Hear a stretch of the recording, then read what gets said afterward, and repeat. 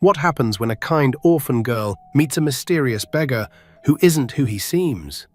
This is the story of a young woman who had nothing. No parents, no freedom, no hope, but she had one gift that nobody valued. She had a heart full of kindness in a house full of cruelty. Every insult, every chore. Every night she cried herself to sleep, and the family who betrayed her, they were her own blood relatives, treating her like a slave. What happened when the beggar revealed his true identity will shock you. In a quiet neighborhood on the outskirts of Lagos, there was a house that looked beautiful from the outside. The walls were painted cream and white, the flowers in the garden bloomed brightly, and the iron gate stood tall and proud. But inside that house, there was no beauty, only bitterness, jealousy, and pain. Faith was a young girl who lived in that house. She was not the daughter of the owners. She was an orphan. Her parents had died in a car accident when she was only 7 years old, and her uncle, Mr. Daniel, had taken her in. At first, Faith thought her uncle's family would love her, but she was wrong. Mrs. Daniel, her uncle's wife, was a woman with a sharp tongue and an even sharper heart. She had 2 daughters, Rita and Susan, both older than Faith. From the moment Faith arrived, Mrs. Daniel made it clear that Faith was not part of the family. She was just another mouth to feed. "Faith," Mrs. Daniel's voice echoed through the house one morning. "Where is my tea?" Faith rushed into the kitchen, her bare feet slapping against the cold tiles. "I'm making it now, Ma," she said, her voice soft and respectful. Mrs. Daniel stood by the door, arms folded across her chest. "You're always slow. Do you think we have all day?" "I'm sorry, Ma. Sorry doesn't cook food or wash clothes," Mrs. Daniel snapped. "Hurry up, and after this I want you to sweep the entire compound. Rita and Susan are going out, and I don't want them coming back to a dirty house." Faith nodded quickly. "Yes, Ma." As Mrs. Daniel walked away, Faith let out a shaky breath. She was used to this. The insults, the endless chores, the way they treated her like a servant instead of family. But no matter how hard she worked, it was never enough. Rita walked into the kitchen, her high heels clicking loudly. She looked at Faith with disgust. "You're still here? I thought Mama told you to sweep outside." "I'm making her tea first," Faith said quietly, not looking up. Rita smirked. "You know, Faith, you should be grateful we even let you stay here. If it were up to me, you'd be on the streets." Faith said nothing. She had learned long ago that talking back only made things worse. Susan appeared behind Rita laughing.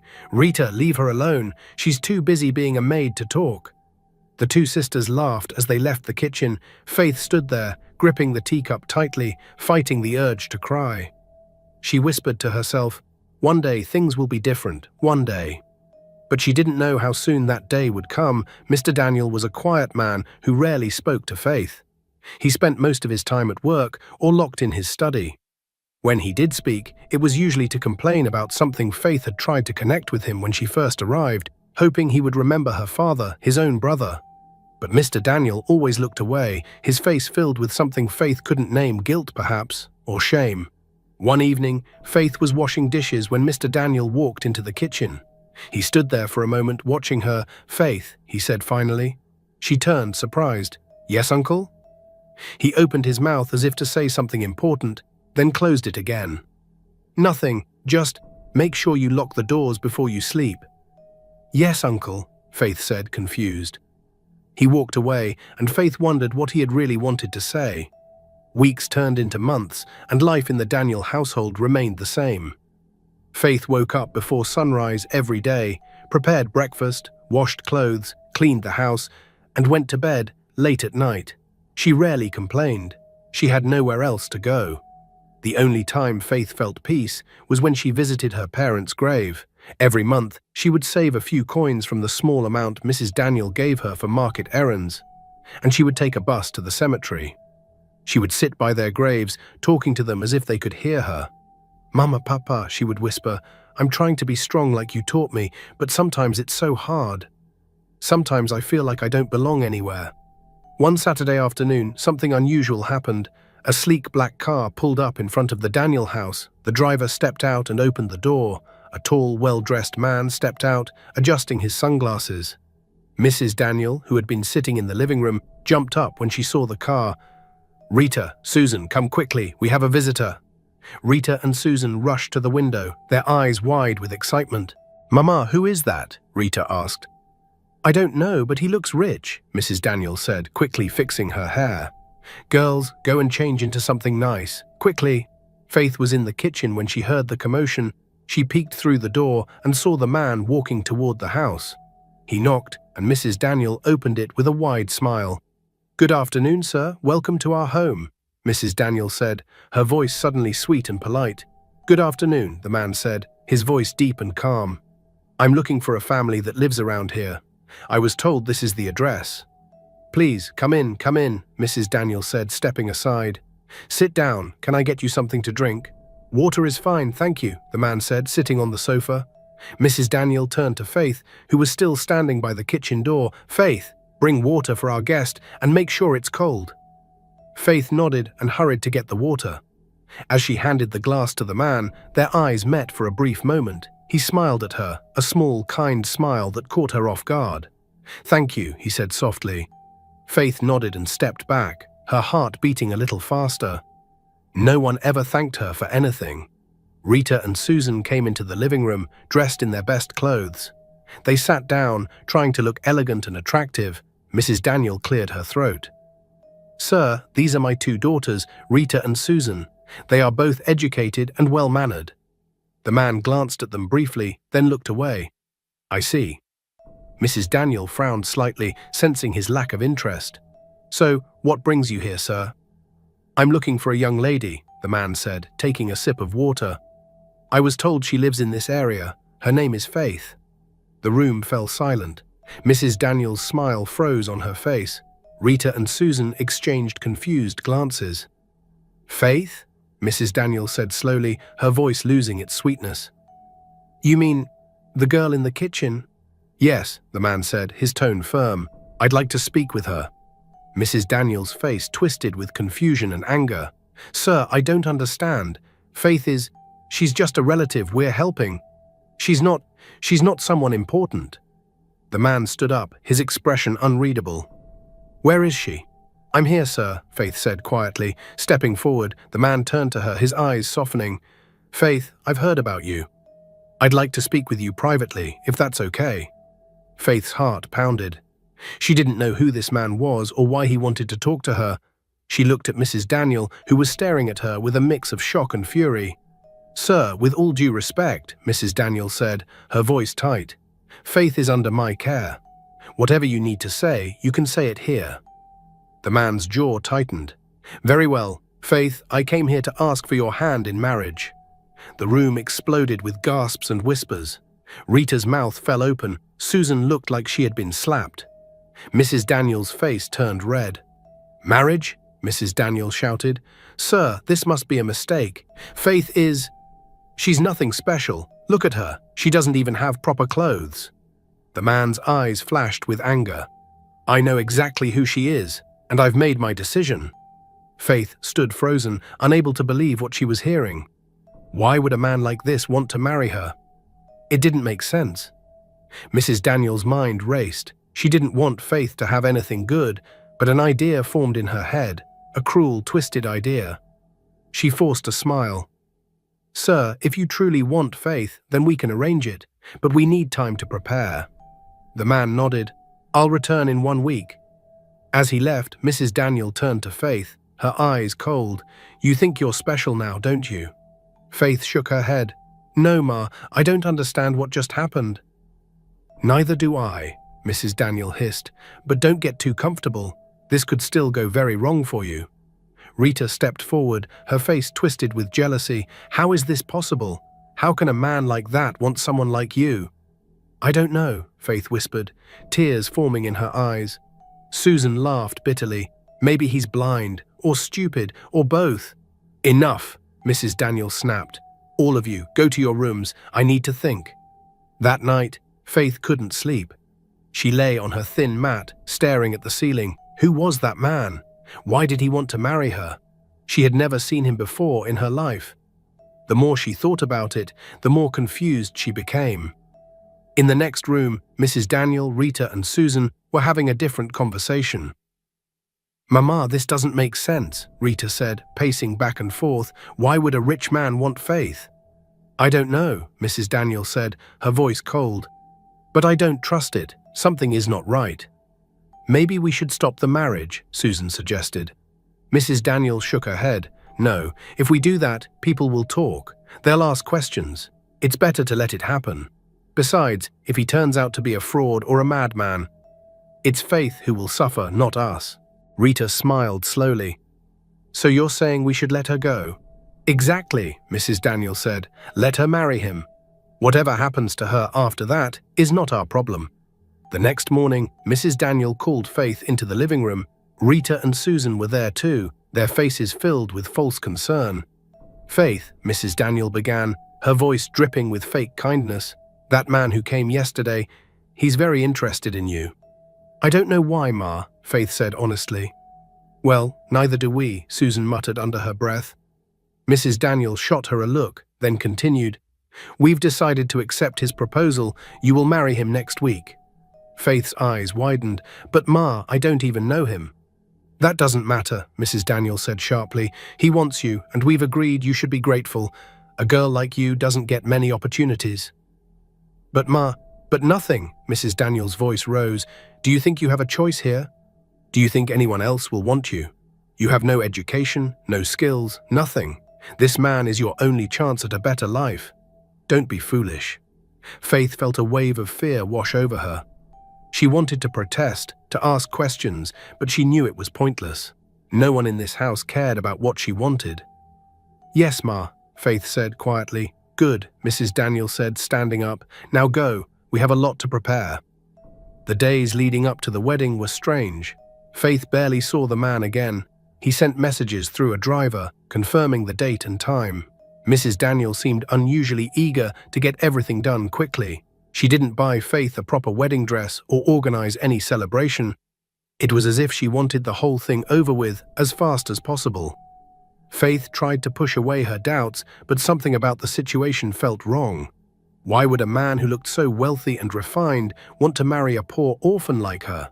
Why hadn't he tried to spend time with her, to get to know her? The questions swirled in her mind day and night. One evening, 3 days before the wedding, Faith was folding clothes when Rita came into her room. She leaned against the doorframe, watching Faith with a strange expression. "Faith," Rita said, her voice softer than usual. Faith looked up, surprised. "Yes?" Rita hesitated, then sat on the edge of the mat. "Are you scared?" Faith didn't know how to answer. She nodded slowly. Rita looked down at her hands. "I would be too." For a moment, Faith saw something in Rita's eyes that looked almost like sympathy, but it was gone as quickly as it appeared. "Rita, do you think this is a mistake?" Faith asked quietly. Rita stood up, her face hardening. "I think you should do what Mama says, that's all." She left the room, and Faith was alone again with her fears. On the morning of the wedding, Mrs. Daniel handed Faith a simple white dress. It was old and slightly torn at the hem, but Mrs. Daniel acted as if it were a gift. "Here, put this on," she said. Faith took the dress and went to her small room. She looked at herself in the cracked mirror on the wall. Her reflection stared back at her, tired and uncertain. She had lost weight over the past week from worry and lack of sleep. Dark circles shadowed her eyes. "God, if you're listening," she whispered, "please let this be a good thing. Please don't let this man hurt me. I've been hurt enough." She put on the dress and walked out to the living room. Mrs. Daniel looked her up and down with a critical eye. "You'll do," she said curtly. "Let's go." The ceremony was small and quiet. There were no decorations, no music, no celebration, just a few witnesses and a pastor who rushed through the vows as if he had somewhere else to be. The venue was a small chapel on the outskirts of town, dusty and poorly lit. Faith stood beside the man, her hands trembling. He was dressed simply, in clothes that looked worn and slightly too large for him. His face was partially hidden under a cap, and he walked with a slight limp. Faith noticed these details, but said nothing. She was too frightened to speak. When the pastor asked if she took this man as her husband, Faith's voice was barely a whisper. "I do." The man looked at her and smiled gently. "Don't be afraid," he whispered. But Faith was afraid, terribly afraid. When the pastor pronounced them husband and wife, the man took Faith's hand. His grip was surprisingly strong and steady. "Let's go," he said softly. They walked out of the small chapel, and Faith expected to see a modest car waiting, maybe an old taxi or a borrowed vehicle, but what she saw made her stop in her tracks.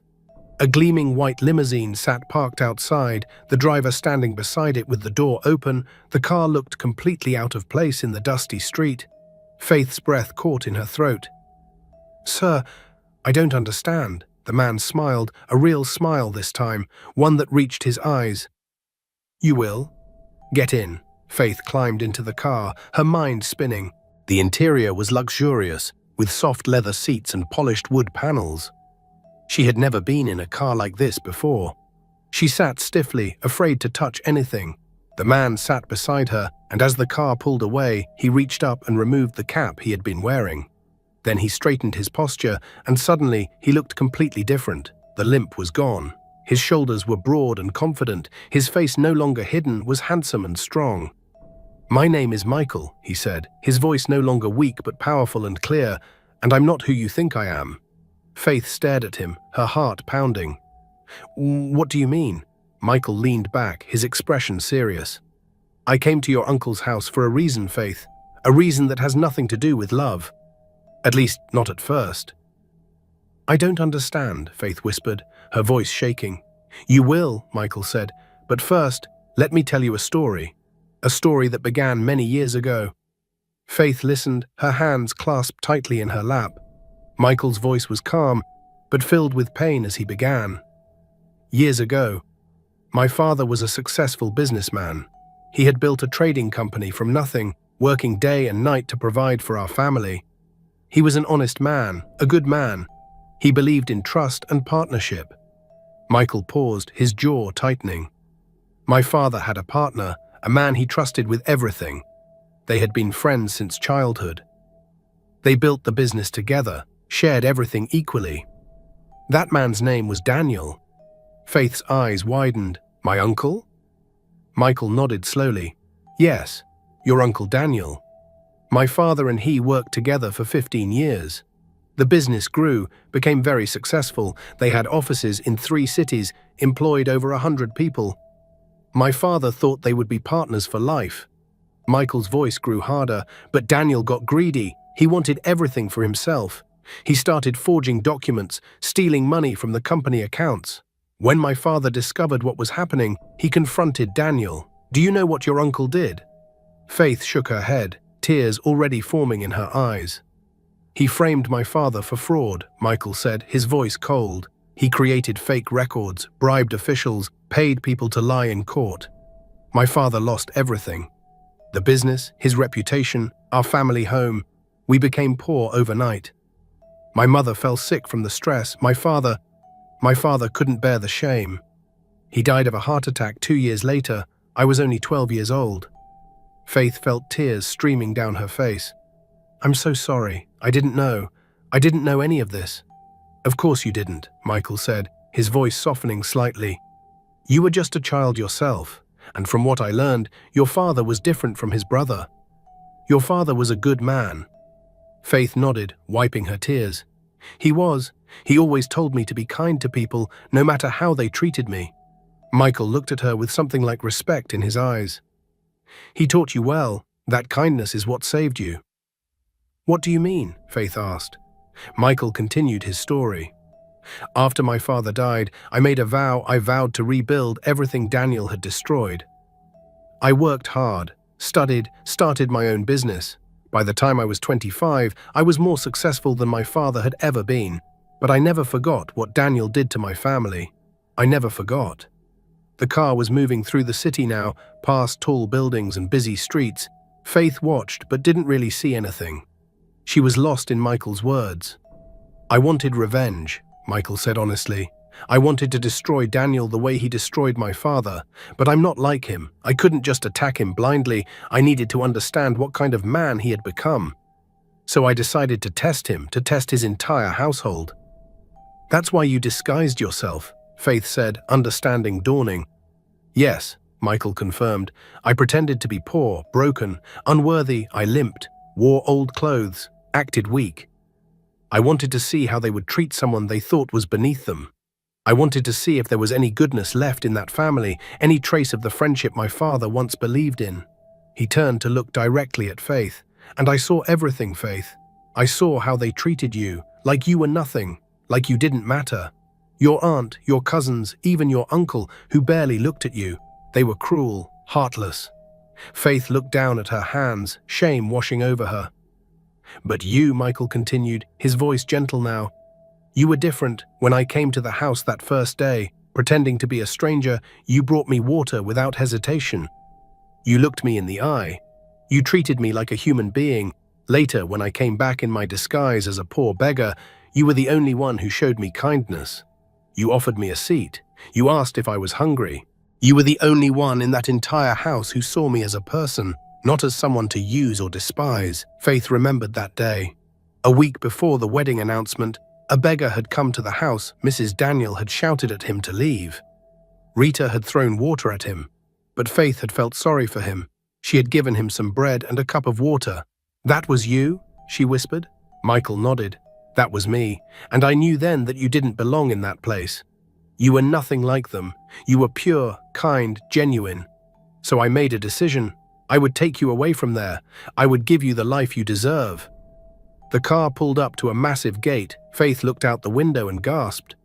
Beyond the gate was a sprawling mansion surrounded by gardens and fountains. It looked like something out of a dream, like the pictures in the magazines Rita and Susan used to look at. This is my home, Michael said, and now it's yours too. Faith couldn't speak. She couldn't breathe. The gate opened automatically and the car drove through. As they got closer to the mansion, Faith saw the details. The building was 3 stories tall, painted white with blue trim. There were balconies with flowers, large windows that sparkled in the afternoon sun, and a fountain in the center of the circular driveway with water dancing in the light. The car stopped in front of the main entrance. The driver opened the door, and Michael stepped out first, then extended his hand to Faith.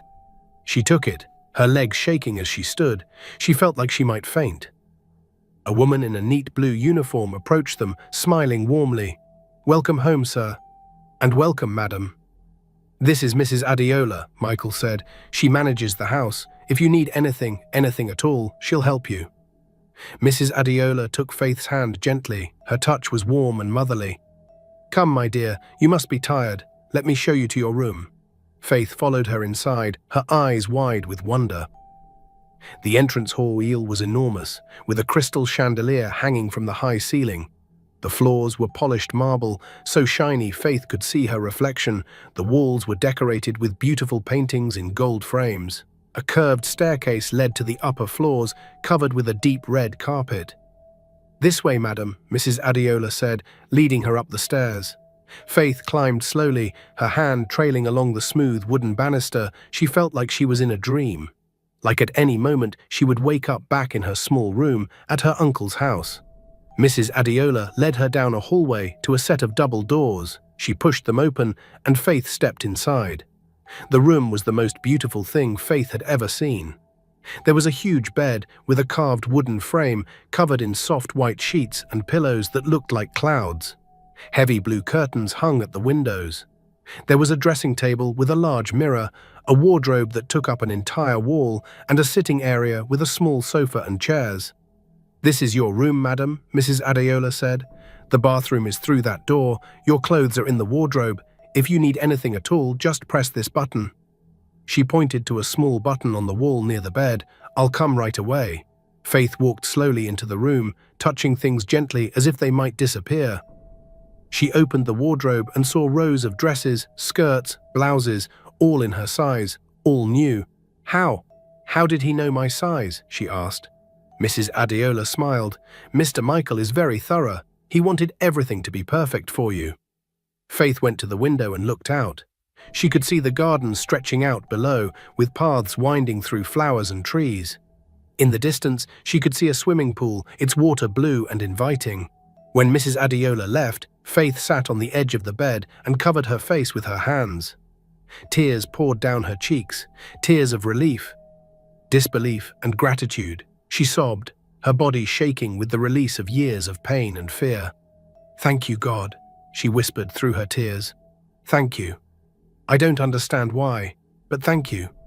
She lay back on the bed, sinking into the soft mattress. For the first time in years, she felt safe.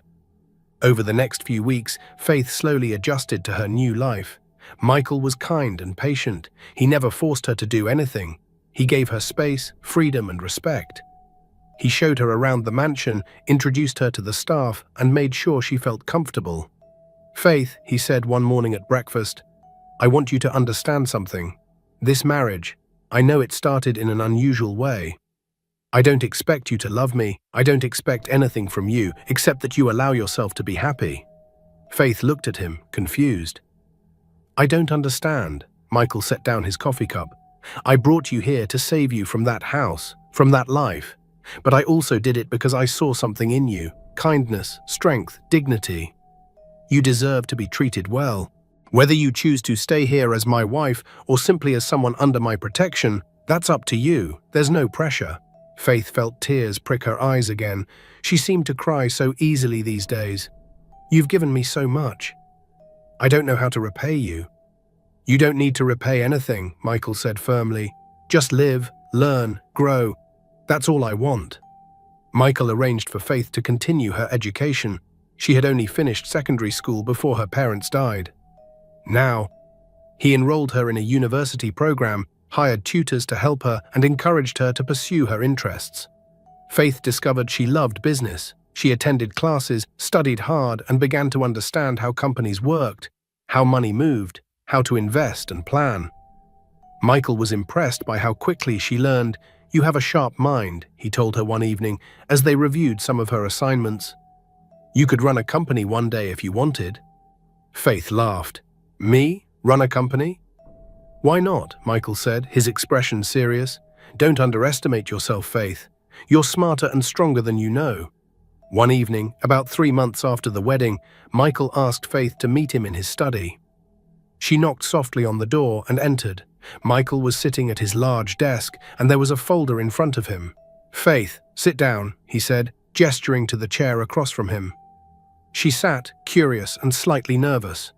Michael pushed the folder across the desk to her. "I want you to open this." Faith opened the folder slowly. Inside were documents, property deeds, bank statements, and legal papers. She read through them, her eyes growing wider with each page. They were all in her name. "I don't understand," she said, her voice shaking. Michael leaned forward, his expression intense. "These are yours, Faith. 2 properties in Lagos, 1 in Abuja. Investment accounts, business shares. Everything is in your name alone, not joint, just yours." Faith looked up at him, seeing him clearly for the first time, this man who had saved her, who asked nothing in return, who gave her dignity when she had none. "Michael, why are you really doing all of this?" Michael was quiet for a moment, then he said, "Because someone should have done it for my father. Because kindness should be rewarded, not punished. And because, Faith, I've come to care about what happens to you." Something shifted in Faith's heart at those words. She realized that over these months she had also come to care about Michael. Not because of his wealth or what he had given her, but because of who he was: patient, kind, strong, honest. "Thank you," she said softly, "for everything." Michael smiled. "You're welcome." Months passed, and Faith continued to grow and heal. The wounds from years of abuse slowly started to fade. She learned to smile again, to laugh, to dream. She made friends at university. She started a small online business selling handmade jewelry, using the skills her mother had taught her years ago. The business grew, and Faith felt proud of herself. "I wish she could have seen this," Michael said one night as they sat in the garden under the stars. "I wish she could have known that everything turned out okay." "She knows," Faith said gently. "I believe they watch over us. Your mother, my parents, they see us." Michael looked at her, and in that moment, something passed between them, an understanding. A connection deeper than either had expected. One night, Michael took Faith's hand. "Faith, I need to tell you something." "What is it?" she asked. "When I brought you here, it was for justice, for revenge in a way, though not against you. But now it's different. You're not just someone I saved. You've become important to me. I care about you. I think I might be falling in love with you." Faith's heart beat faster. She had been feeling the same way but was afraid to admit it. "Michael, You don't have to say anything," Michael said quickly. "I just wanted you to know. There's no pressure. You're free to—" "I think I love you too," Faith interrupted, her voice clear and sure. Michael stared at her, hope lighting up his face. "Really?" Faith nodded, tears in her eyes. "You saved me. You gave me everything. But more than that, you showed me what it means to be treated with respect and kindness. You made me believe I was worth something. How could I not love you?" Michael pulled her into his arms, and for the first time, Faith felt truly home, but there was still one thing Faith needed to do, one place she needed to visit, one ghost she needed to lay to rest. "Michael," she said one morning over breakfast, "I want to go back to the village." Michael looked at her, concerned. "Are you sure?" "Yes," Faith said firmly. "I need to visit my parents' grave. I need to tell them that I'm okay. And I need to face my uncle's family. Not with anger, but with peace." Michael studied her face. "You've changed so much, Faith. You're stronger now." "I am," Faith agreed. "And it's time to close that chapter." Michael nodded. "Then I'll take you." "When do you want to go?" "This weekend, Faith said. "I'm ready." On Saturday morning, Faith dressed carefully. She chose a simple but elegant blue dress, one of the ones Michael had bought for her. She styled her hair and put on light makeup. When she looked in the mirror, she barely recognized herself. She looked confident, beautiful, strong. Michael drove them to the village in one of his cars, a sleek black Mercedes. As they drove through the familiar streets, Faith felt her heart racing. She hadn't seen her uncle's family in almost a year. They stopped first at the cemetery. Michael waited in the car while Faith walked to her parents' grave. The headstone was simple, with their names and dates carved into the stone. Faith knelt down and placed the flowers she had brought. "Mama, Papa," she said softly, "I'm sorry it took me so long to visit. So much has happened. I want you to know that I'm okay now, more than okay. I'm happy.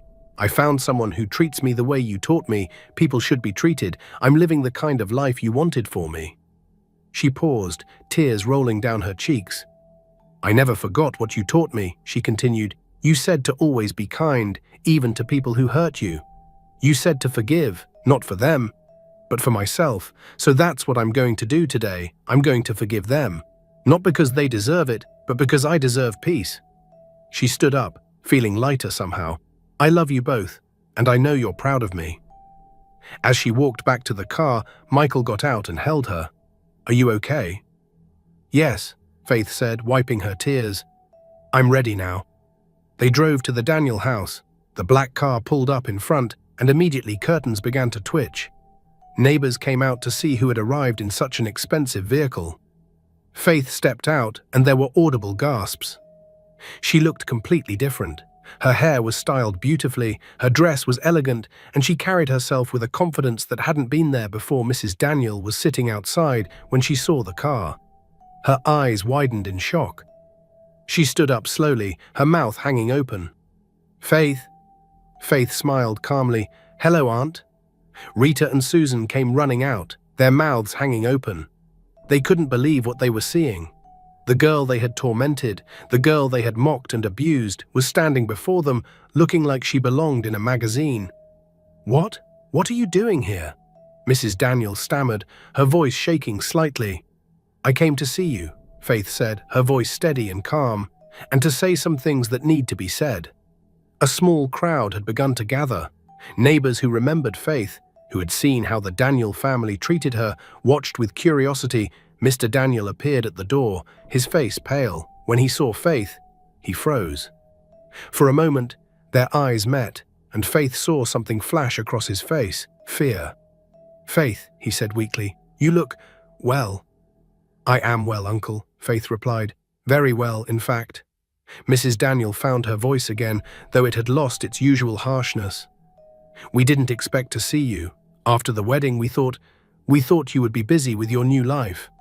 "I have been," Faith said, "but I felt it was important to come back, to face the past before I move forward completely." Rita stepped forward, trying to force a smile. "Faith, you look so different. Marriage must be treating you well." "It is," Faith said simply. Susan looked at the car, then at Michael, who was leaning against it, watching quietly. Is that your husband? Yes, Faith said. That's Michael. Mrs. Daniels' eyes narrowed as she studied Michael. There was something familiar about him, but she couldn't place it. He looks different from the man at the wedding. Faith smiled slightly. Many things are different from how they appeared at the wedding, Aunt. An uncomfortable silence fell over the group. Mrs. Daniels shifted her weight from one foot to the other. Well, since you're here, would you like to come inside? Have some tea? No, thank you, Faith said. I won't be long. I just came to say a few things. The neighbors pressed closer, eager to hear. Mrs. Daniel looked around nervously. Faith, perhaps we should discuss this inside, privately. No, Faith said firmly. What I have to say can be said here.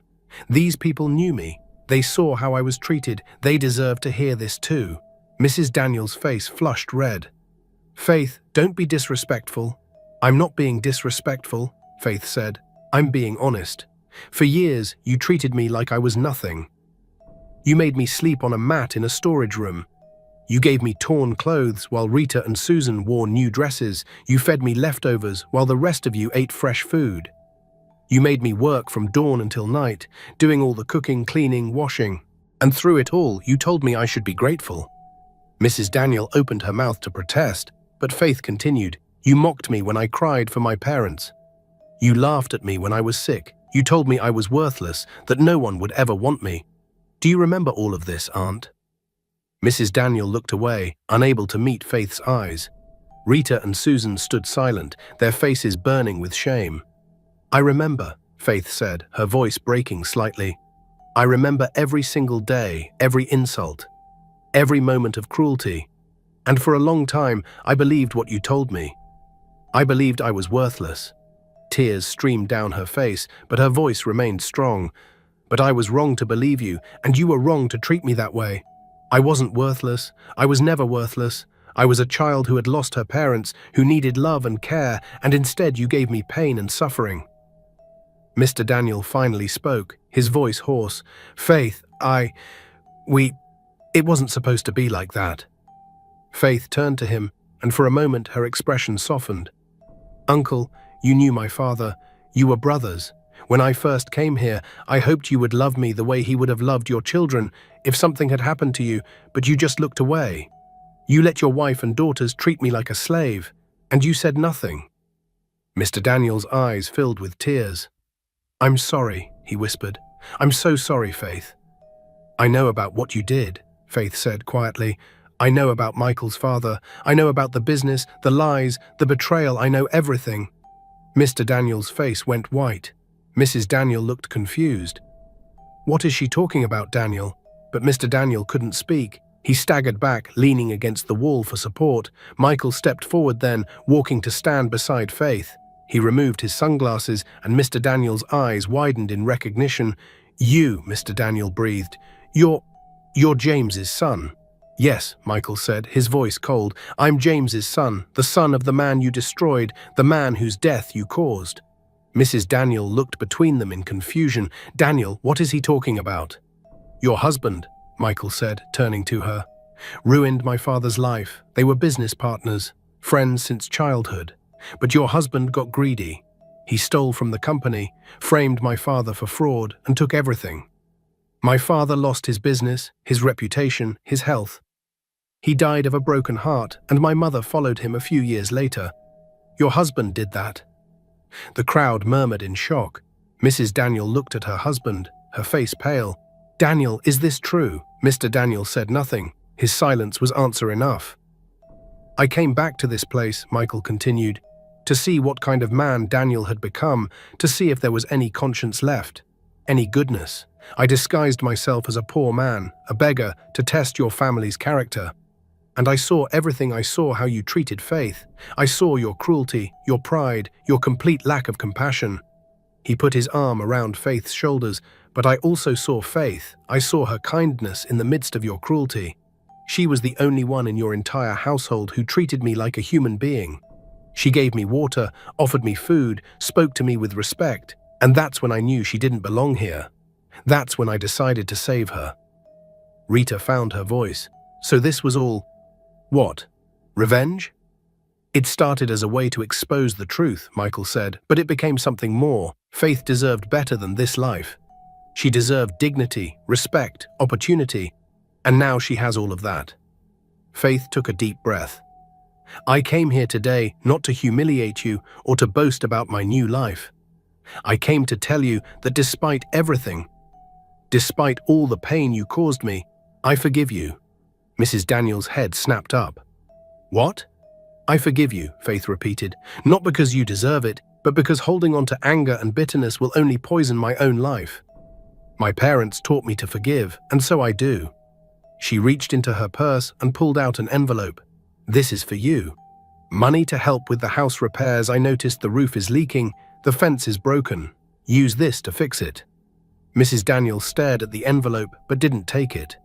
Faith placed it on the small table beside the door.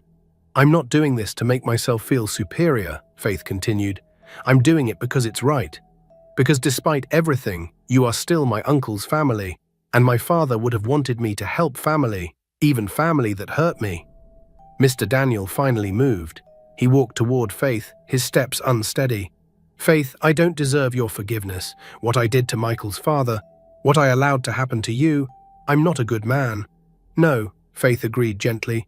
You're not, but you can choose to be better. It's not too late to change. Mr. Daniel broke down then, sobbing openly. I'm so sorry, I'm so sorry. To you, Michael, to your father's memory, to Faith. I was weak, I was greedy, I destroyed lives, and I have to live with that forever. Michael's expression didn't soften. My father can't forgive you because he's dead, because of you. But I want you to know that karma is real. You may not have lost everything the way my father did, but you've lost your dignity. You've lost respect. Everyone here now knows what kind of man you are. The neighbors murmured, looking at Mr. Daniel with disgust and disappointment. Faith touched Michael's arm gently. That's enough. We've said what we came to say. Faith turned to Rita and Susan. I hope you both find happiness. Real happiness, not the kind that comes from putting others down. Learn from your father's mistakes. Be better than he was. Susan spoke up. Faith, we were terrible to you. I'm sorry. I know sorry doesn't fix anything, but I mean it. Faith nodded. Thank you for saying that. She turned back to Mrs. Daniel. Aunt, I hope one day you'll understand that kindness isn't weakness, that treating people well doesn't make you less powerful. It makes you more human. Mrs. Daniel finally picked up the envelope from the table. Faith, I don't know what to say. You don't have to say anything, Faith said. Just think about the choices you've made and the person you want to be going forward. Faith took one last look at the house where she had suffered so much. It looked smaller now, less intimidating. Goodbye, she said simply. She and Michael walked back to the car. The crowd parted for them, watching in awed silence. As they got into the car, Faith heard one elderly woman say to her neighbor, "That girl has a good heart. She gave them more faith than they deserved." Another replied, "That's why God blessed her." Good things come to good people eventually. As they drove away, Faith looked back one last time. She saw her uncle standing in the yard, his shoulders shaking with sobs. She saw Rita and Susan looking lost and confused, and she saw Mrs. Daniel staring after the car, the envelope clutched in her hands. Thank you so much for watching and joining me on this emotional journey. I appreciate your time and attention, and I hope that this story has left you thinking about the important lessons we can all learn from Faith's experience. Her transformation from a broken, abused orphan to a confident, successful woman shows us that our circumstances don't define us, our character does. I would love to hear your thoughts in the comments below. Have you ever faced a situation where you had to choose between revenge and forgiveness? How did you handle it? What do you think about Faith's decision to help the family that hurt her? Share your stories with me. I'll be there to read them. If you enjoyed this story, don't forget to hit the like button, subscribe to my channel, and turn on the notification bell so you never miss out on more engaging and thought-provoking stories. Your support helps me bring even more stories like this to life. Remember, no matter what you're going through, no matter how people treat you, your worth is not determined by others' opinions. You are valuable, You are important. You deserve dignity and respect. Don't let anyone convince you otherwise. Until next time, stay safe and remain blessed.